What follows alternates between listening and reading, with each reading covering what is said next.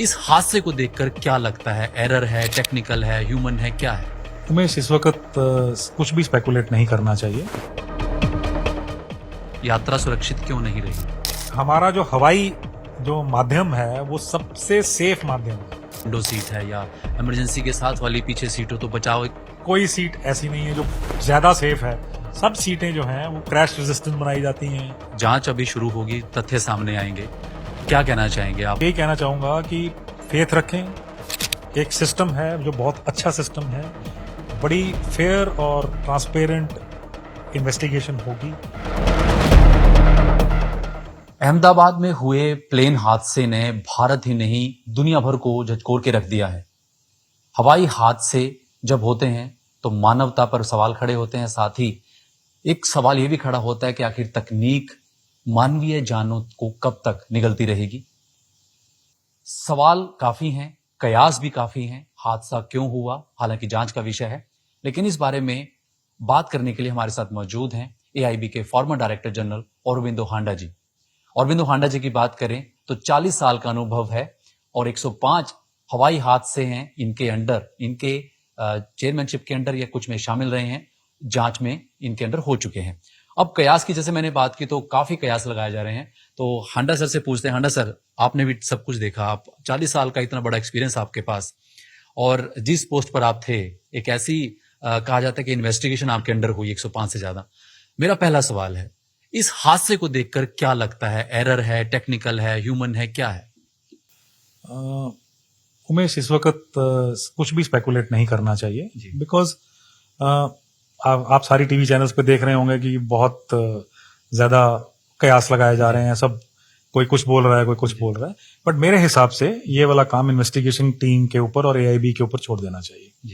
क्योंकि अभी तो एआईबी के सारे ऑफिसर्स अहमदाबाद में होंगे, क्योंकि अभी तो एक दिन हुआ है और आज तो आदरणीय प्रधानमंत्री और वो भी पहुंचे हुए थे अहमदाबाद की क्रैश साइट में।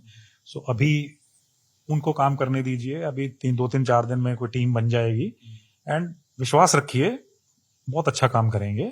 और क्योंकि इतने जान माल का लॉस हुआ है, so I am very confident that AIB and जो भी इन्वेस्टिगेशन टीम बनेगी बहुत अच्छा काम करेगी। पहली नजर में क्या लगा? या मैं मानता हूं कि बिल्कुल स्पेकुलेशन का दौर है, हर कोई अपनी अपनी बात कह रहा है, एक्सपर्ट्स, क्योंकि देखिए आपका 40 साल का अनुभव है, पर एक पहली नजर होती है, पहचान लेते हैं। Actually this is I feel it is little unethical कि अभी आप अगर किसी को बिना उसका केस समझे हुए जज जो है वो वर्डिक्ट नहीं देता, तो एआईबी का काम भी वो स्टैट्यूटरी काम है। It is also that. So जब तक पूरे तथ्य सामने नहीं आते, जब तक पूरे तथ्यों को और फैक्ट्स को और एविडेंसेस को नहीं खंगाला जाता, उससे पहले कुछ भी बोलना मुनासिब नहीं होगा। और इनफैक्ट ये देश, अपने जो देशवासी हैं जिनको एविएशन के बारे में ज्यादा नॉलेज नहीं है, उनको मिसलीड कर देगा। सो एक्चुअली उनको सही चीज देने के लिए AIB will keep on doing the briefings at some regular intervals, क्योंकि इतना बड़ा मामला है। सो वो जनता को बताते रहेंगे टाइम पे भी क्या प्रोग्रेस है और क्या निकल रही है। सो आई थिंक ये वाला काम जो है ना, स्पेकुलेशन का नहीं करना चाहिए और एआईबी पे छोड़ देना चाहिए। क्योंकि आप डायरेक्टर जनरल एआईबी के, क्या टिप्स देना चाहेंगे? क्योंकि अब देखिए सारा जिम्मा उनके ऊपर है, इन्वेस्टिगेशन, जांच, तथ्य। कहते हैं जब तक जज के सामने कुछ तथ्य नहीं आएंगे जजमेंट नहीं दी जा सकती। क्या टिप्स देना चाहिए? वो यही तो, मैं उनको टिप्स तो कुछ नहीं देना चाहूंगा, क्योंकि बड़े अच्छे ट्रेंड टीम है एआईबी की। वो सारी की सारी टीम जो है वो अहमदाबाद पहुंची हुई है और वो सारे के सारे जो हैं वो एविडेंस और तथ्य कलेक्ट कर रहे हैं। और मेन फोकस है वो सीवीआर और डीएफडीआर, जो हमारे ब्लैक बॉक्सेस जिनको बोला जाता है, उनकी रिट्रीवल, उनको निकालने के लिए है। एक बार वो निकल जाएंगे तो फिर इसका सेकंड फेज जो होगा उसको एनालाइज किया जाएगा। इनको देखा जाएगा कि वो डैमेज तो नहीं है। मैं प्रे करता हूं कि वो डैमेज ना हो, ताकि हम सारे का सारा डेटा मिल्क कर पाए, क्योंकि उस डेटा से ही 90-95% क्रैश इन्वेस्टिगेशन जो है वो तकरीबन पूरी हो जाती है। पर this is not the only part of crash investigation. एक प्रोसीजर है जो हमें पूरा करना पड़ता है टू रूल आउट कि ये भी नहीं था, ये सिस्टम भी ठीक था, ये भी ठीक था, ये भी ठीक था। जैसे मैं आप सब लोगों को गुजारिश करूंगा कि जैसे आजकल अटकलें लगाई जा रही हैं टीवी की चैनल पे, उनको उनके ऊपर ध्यान नहीं दिया जाए, क्योंकि वो इंडिविजुअल अपना एक्सपीरियंस से लोग बोल रहे हैं। मैं भी अपने इंडिविजुअल एक्सपीरियंस से बोल सकता हूं जैसे आपने मेरे को बोला, but I suggest that we should refrain from making opinion, because हमारे पास कोई तथ्य तो है ही नहीं। अभी तो तथ्य एआईबी के पास भी नहीं आए, अभी तो उनको भी टाइम लगेगा 2-3-4 दिन का जब तक वो निकालेंगे। सो इसलिए मैं ये कहता हूं कि हमें वेट करनी चाहिए, थोड़ी पेशेंस रखनी चाहिए, सब कुछ सामने आएगा, सब कुछ सामने आएगा। प्रधानमंत्री अगर आज टाइम निकाल के वहां गए हैं एक दिन, तो आप सोच सकते हैं कि हमारी देश की जो टॉप सरकार है वो कितना तवज्जो दे रही है इस एक्सीडेंट के ऊपर। And rest assured something good will come out of it. Handa sir, जिस तरह से इस तरह के जब हादसे होते हैं, एआईबी टीमें काम करती है, वे की टीम, कितना लंबा प्रोसेस होता है? शुरुआती जांच में आ जाएगा, लेकिन एक पूरा की पूरी रिपोर्ट फाइनल जिसे कहा जाता है, ये कितना टाइम लग जाता है इस तरह की जांच में? बहुत बढ़िया क्वेश्चन पूछा आपने। लोगों को ना बहुत ज्यादा इंपेशेंस शुरू हो जाती है। लोग सोचते हैं कि 1 महीने में इन्वेस्टिगेशन खत्म कर दी जाए। हाँ, हमने एक महीने में भी इन्वेस्टिगेशन खत्म करी हैं, लेकिन वो थी जो दो एयरक्राफ्ट एयर में पास आ गए, जिसको प्रॉक्सिमिटी बोला जाता है, एयर प्रॉक्सिमिटी अक्रंस बोला जाता है। तो लेकिन एक हादसा जिसमें तकरीबन 300 के करीब लोगों की जान गई, सो उसका एक एक तथ्य देखने के लिए एक एक पक्ष, एयरक्राफ्ट का एक एक सिस्टम उसका चेक किया जाएगा, और सब कुछ टूट गया हुआ है। सो आप सोचिए कि उसको बिल्ड किया जाएगा, उसको इट्स लाइक कि उसको फिर से निकाल के और उसके ऊपर फिर काम किया जाएगा। उसको चीजें अगर होंगी कोई इवन टूटी हुई चीजों की, वो भी हम टेस्ट बेंच के ऊपर जाके ट्राई करते हैं, उनको खोलते हैं कि कोई चीज कोई माल फंक्शन तो नहीं करी थी। सो सब कुछ जो है वो दूध का दूध पानी का पानी होगा, पर इसमें टाइम लगता है। सो जो आईकाओ हमारी है, इंडियन जो इंटरनेशनल सिविल एविएशन ऑर्गेनाइजेशन है, जो एक यूनाइटेड नेशंस की हमारी बॉडी है which is based in Montreal, उन्होंने वेरियस एनेक्सेस इशू करते हैं, वो गाइडलाइंस इशू करते हैं।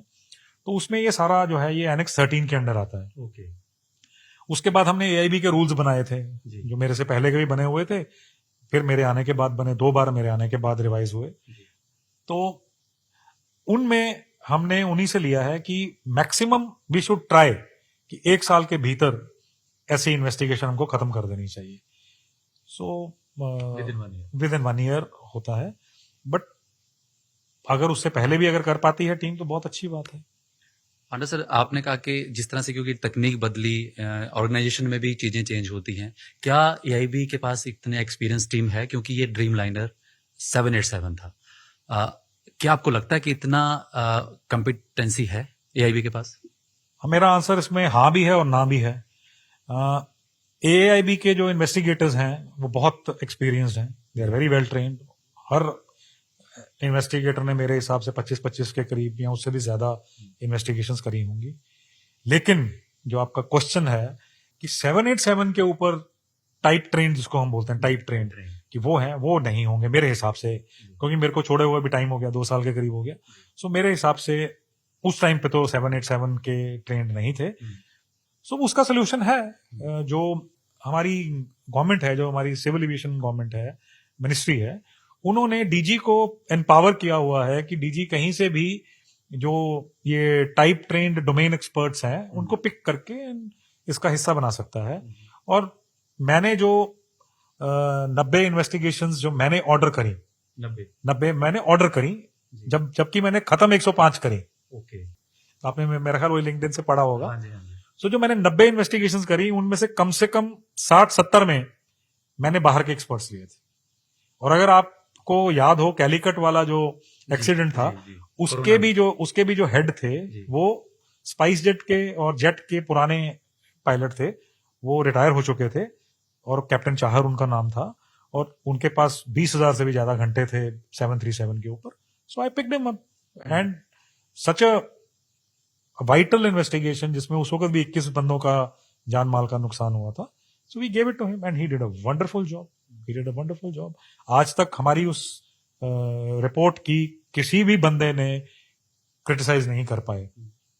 मेरे को एनटीएसबी, यूके की एआईबी वहां से, और बीई जो यूरोपियन यूनियन वाली है, उन सब से कॉन्ग्रेचुलेटरी लेटर्स आए कि इतनी बढ़िया इन्वेस्टिगेशन की गई है। So it was a very well coordinated effort. So I am sure जो मेरे सक्सेसर हैं group captain Yogendra, he will also cobble up a very nice team, type train बंदों की, एक्सपीरियंस बंदों की, सो दैट हमें और हमारी पूरी 140 करोड़ बंदों को ठीक तथ्य मिले कि क्या हुआ था इसमें, ताकि हाँ सबर करना बहुत जरूरी है. अंडर सर, एक चीज आपने बहुत अच्छी कही कि इसमें पेशेंस रखने होंगे और पूरी एक एक्सपीरियंस टीम आपने कहा कि जैसे आपने जितनी 90 से इन्वेस्टिगेशन की आपने बाहर से भी हायर की है. बहुत दर्शकों के साथ आप ये भी शेयर करेंगे जो कालीकट में कोरोना के दौरान एक जो हवाई हादसा हुआ है या आप मैंगलोर वाला बात कर रहे हैं, कई बार चैलेंज बहुत टफ आ जाता है कि जो डीवीआर बॉक्सेस हैं, ब्लैक बॉक्सेस हैं, यहाँ पे हमारी टेक्निकल टीम इतनी होती है, या फिर कोई ऐसा एक्सपीरियंस शेयर करेंगे जिसमें बाहर भी मदद ली जा सके? नहीं, इवन इन कैलिकट में जो मेरे को याद है इसका 8 अगस्त 2020 को हुआ था, और कालीकट में भयंकर रेन हो रही थी. तो जब हम लोग रात को ही पहुंच गए थे 12 बजे, हमें जब 8 बजे के करीब पता लगा, और हमें सीधा हमने एयरक्राफ्ट एयर इंडिया ने लगाया हुआ था, और हम सारे 40-50 लोग जो थे हम पहुंच गए वहां पे. पूरी रात हम बारिश में काम किए, और because we wanted to get that जो black boxes are, let me not say DFDR for common public. So black boxes को रिट्रीव करने के लिए पूरी रात हमने उसके बल्क हेड्स काटे, क्योंकि एयरक्राफ्ट दबा हुआ था और वो नीचे होते हैं. तो हमने पूरी की पूरी वेल्डिंग करके, आर्गन आर्क वेल्डिंग और सारी वेल्डिंग 5-5.5 घंटे का हमने वेल्डिंग और उसका बल्क हेड काट के हमने ब्लैक बॉक्स निकाले. और अगले दिन सुबह जब हरदीप पुरी सर वहां पे पहुंचे, जो हमारे उस वक्त के सिविल एविएशन के कैबिनेट मिनिस्टर थे, तो हमने उनको ये खुशखबरी दी कि सर हमारे पास ये दोनों चीजें आ गई हैं. And then along with Puri sir I came with those 2 black boxes back to Delhi. फिर हमने एक छोटी सी एक सब ग्रुप बनाया, जिसके साथ फिर हमने वो दोनों ब्लैक बॉक्सेस हमने खोलने शुरू किए. क्योंकि उसमें भी ये भी कोई पक्का नहीं होता कि अगर आपको DFDR मिल भी गया या CVR मिल भी गया, वो हम पूरी रिकॉर्डिंग मिल पकड़ पाएंगे, क्योंकि उसके अंदर भी डैमेज होने का बहुत रिमोट चांस होता है, पर हो सकता है. वैसे बहुत स्टडी डिजाइन होता है इसका, बट फिर भी कभी कभी हो जाता है. बट वी वर लकी कि उसमें से हमें सब कुछ मिल गया, and that is how Calicut investigation we could do it with that finish and accuracy. जैसे आपने कहा कि सर बहुत टेक्निकल काम हो जाता है इन्वेस्टिगेशन, और सबसे अहम है कि वो ब्लैक बॉक्स मिलना. ड्रीम लाइनर में भी यही होगा कि ब्लैक बॉक्स मिल गया होगा, जो अभी तक जानकारी है. कई बार जिस तरह से आपने कहा कि एक्सपीरियंस टीम हाँ भी और ना भी, तो क्या विदेश की मदद भी ली जा गई है? पहले भी ली गई थी कहीं कुछ मामलों में, आप कह सकते हैं? हमने कैलिकट में भी विदेश की मदद ली थी, क्योंकि एज पर जो हमारा Annex 13 है, जो क्योंकि जो हमारा सिविल एविएशन है ये बॉर्डर्स तक सीमित नहीं है, सो इसलिए this comes under UN charter, follow करना पड़ता है. तो उसमें लिखा है कि जिस देश का एयरक्राफ्ट होगा, जिस देश का मैन्युफैक्चरर होगा, हमको उसको भी इन्वॉल्व करना पड़ता है. जैसे बोइंग अब अमेरिका का था, तो बोइंग का जो एजेंसी है, जो FAA, जैसे हमारी DGC है उनकी FAA है, और हमारी AIB है उनकी NTSB है. तो हमको उनको भी इन्वॉल्व करना पड़ा, हमको बोइंग को भी इन्वॉल्व करना पड़ा, हमको उस जहाज के जो इंजन थे वो मैन्युफैक्चरर को भी इन्वॉल्व करना पड़ा. और अभी जैसे आप देख रहे हैं कि इस हादसे में 53 के करीब ब्रिटिश नागरिक थे, फिर कुछ पोर्चुगीज थे, एक कैनेडियन था. हमें इन तीनों की एक्सीडेंट इन्वेस्टिगेशन बॉडीज को इन्वॉल्व करना पड़ेगा. पर प्लीज इसको डोंट मिसरीड दिस. इसका मतलब ये नहीं है कि वो हमारी मदद करेंगे, लेकिन इसका मतलब ये है कि हमको उनको थोड़ी सी इंफॉर्मेशन देनी पड़ेगी टाइम पे, बिकॉज उनको भी अपने जो उनके बंदे जिनकी मृत्यु हो गई है, उनके परिवारजनों को भी उन्होंने बताना है. So we have to give them some set of some information so that they can also give it to their loved ones. यानी कि अमेरिका की एजेंसी है तो उनको भी इन्वॉल्व करके इन्वेस्टिगेशन का पार्ट या उनको बना. आप समझिए, इन्वॉल्व का मतलब बोइंग क्योंकि कंपनी, बोइंग इन्वेस्टिगेशन में इन्वॉल्व नहीं होगा. इनकी राय ली जाती है, बट ये इन्वेस्टिगेशन के डिसीजन मेकिंग में इनका कोई पार्ट नहीं होता. बाकी हम इनसे मदद ले सकते हैं, क्योंकि जो बोइंग मैन्युफैक्चरर है, अब मेरे पास सारे के सारे टेस्ट बेंचेस नहीं होंगे. सो मेरे पास सपोज वो टेस्ट बेंच नहीं है, तो मैं NTSB के थ्रू बोइंग को रिक्वेस्ट करूंगा कि मेरे को आप ये इंफॉर्मेशन या ये पर्टिकुलर कंपोनेंट इसको टेस्ट करके दीजिए. सो मेरे इन्वेस्टिगेटर्स अमेरिका जाएंगे, या कहीं पे भी अगर उनका टेस्ट बेंच लगा होगा, जैसे कैलिकट वाले केस में एक जापान में उनका टेस्ट मैच लगा हुआ था, सो अब टीम वेंट टू जापान। हाँ, सो जहां जहां उनके टेस्ट मैच लगे हुए हैं तो वहां वहां वो जाएंगे, वो अपना जाके चेक करेंगे। और हमारी इसका दायरा बहुत बड़ा है जांच, बहुत बड़ा था, इसीलिए टाइम लगता है। क्योंकि अगर अगर हमें किसी फॉरेन कंट्री जाना पड़ गया तो आप यार सेम, हालांकि वीजा फॉर्मेलिटीज एक दिन में होती हैं, एक दिन में घंटों में होती हैं, पर फिर भी उसके लिए टिकट बुक करनी पड़ती है, जाना पड़ता है, होटल बुक करने पड़ते हैं। सो सामान को लेके जाना है, उसको पैक करना है, उसकी कस्टम क्लियरेंस करानी है, फिर उसको वहां से वापस लेके आना है। So all these procedures have to be gone through. So ये सारे एडमिनिस्ट्रेटिव प्रोसीजर्स हैं which take time, which are time consuming. Handa sir, आपके पास जितना 40 साल का एक्सपीरियंस है, आपने 90 से ज्यादा इन्वेस्टिगेशन की, कोई एक ऐसी इन्वेस्टिगेशन, हालांकि मैं फिर उस पर नहीं आऊं, ऑर्डर करी और 105 खत्म करी, 90 ऑर्डर के 105 खत्म करी, फिर भी मैं कह रहा हूँ 40 साल में आपने इतनी की। लेकिन घूम फिर के ना सवाल आता है कि ये जो हादसा हुआ, मैं ये नहीं कहूंगा क्या होगा, अभी आपने कह दिया कि जांच होगी। इस तरह के जब हादसे होते हैं, एक सवाल खड़ा होता है लोगों के जहन में कि हम सुरक्षित, यात्रा सुरक्षित क्यों नहीं रही? बहुत टेक्नोलॉजी बढ़ रही है, कहां तक आगे बढ़ना चाहिए? मैं आपकी बात से बिल्कुल सहमत नहीं हूं। हमारा जो हवाई जो माध्यम है वो सबसे सेफ माध्यम है। अगर आप अपने आंकड़े लीजिएगा रेल एक्सीडेंट्स के या रोड एक्सीडेंट्स के या शिप की दुर्घटनाओं के, तो आप रियलाइज करेंगे कि जो एयर ट्रैवल है वो सबसे ज्यादा सुरक्षित है। मैं सबको ये, मेरे कुछ फ्रेंड्स भी मेरे से ये पूछ रहे हैं, तो मैं सबको यही बताना चाहता हूं, हादसे होते हैं, हादसे तो होते रहेंगे, क्यों हादसे तो होंगे, वो तो पैदल चलते भी होते हैं, बट ये बहुत सेफ माध्यम है। Yes, once in 10 years, once in 15 years होता है, तो we have to live with it. But yes, we should try to avoid these. We should, और ये एंडेवर पूरी डीजीसीए की टीम्स की रहती है, इवन जो एयरलाइंस के सेफ्टी डिपार्टमेंट्स हैं सबकी। कोई कौन हादसा करना चाहता है? कोई हादसा नहीं करना चाहता। लोग पायलट को भी ब्लेम कई बार देखा मैं कि पायलट ने जान भी तो खोई। सबसे पहले तो पायलट गया होगा ना, क्योंकि सबसे पहले जब वो हिट किए होंगे सबसे पहले तो जान पायलट की गई ना। सो कौन अपनी जान से खेलना चाहेगा? कोई नहीं खेलना चाहेगा। सो हमने, या मेरा जो निष्कर्ष निकलता है वो ये निकलता है कि ऐसी स्थिति बन जाती है कई बार मशीन की वजह से या बाहर के सर्कमस्टांसेस की वजह, सिचुएशन की वजह से, कि बारिश हो रही है, विजिबिलिटी कम है, या मशीन मेरे को धोखा दे रही है, कि पायलट जो है वो ठीक डिसीजन नहीं ले पाता, और वो जो है वो सब मिलके एक हादसे में तब्दील हो जाता है। मेरा ये मानना है। एक सवाल और है, जो एक इंसान बचे हैं रमेश, चले इंसान की जान कीमती है, एक बचा इंसान, वो सीट के बारे में भी बहुत से अटकलें हमने पढ़ी, या आपने भी पढ़ा होगा कि अगर विंडो सीट है या इमरजेंसी के साथ वाली पीछे सीट हो तो बचाओ। कई बार ऐसे आर्टिकल्स भी हमने पढ़े हैं और आते भी हैं। इस इंडस्ट्री में सबसे ज्यादा एक्सपीरियंस मेरे सामने जो शख्स बैठा है, मेरा सीधा सा सवाल है, कॉमन मैन भी, एक जर्नलिस्ट के तौर पर भी, ये क्या बचाव हुआ, या लगता है कि किस्मत थी, या क्या थी? प्रभु ने बचाया, प्रभु ने बचाया उसको जाको राखे साहियां मार सके ना। मेरे हिसाब से कोई सीट ऐसी नहीं है जो ज्यादा सेफ है। सब सीटें जो हैं वो क्रैश रेजिस्टेंट बनाई जाती हैं, फ्लेम प्रूफ कपड़ा लगाया जाता है, सबके ऊपर किया जाता है। अब उसकी किस्मत थी, बचना था, उसको बच गया। प्रभु ने दिखाया कि मैं हूं, तभी जान बचाई। लास्ट सवाल हांडा सर, कि जांच अभी शुरू होगी, तथ्य सामने आएंगे, क्या कहना चाहेंगे आप आम दर्शकों को, क्योंकि आप बहुत 40 साल का एक्सपीरियंस आपके सामने है? मैं दर्शकों को यही कहना चाहूंगा कि फेथ रखें।